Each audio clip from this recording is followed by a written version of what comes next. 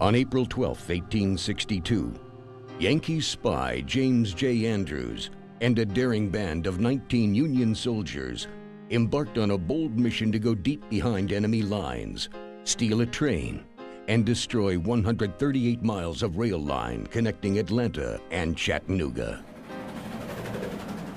In Marietta, Andrews and his band boarded the train pulled by a locomotive named the General. At the next stop, in what is now downtown Kennesaw, passengers disembarked for breakfast. Then, right from under the watchful eyes of Confederate guards, Andrews' raiders stole the General and headed north at full speed. But the train's Confederate conductor, William A. Fuller, took off on foot to recapture his locomotive. Thus began a daring, dangerous, and deadly episode that would become infamous as the Great Locomotive Chase. Andrews and his raiders set out to damage as many tracks and rail bridges as they could. Catching him seemed all but impossible, but Fuller was determined to get his train back.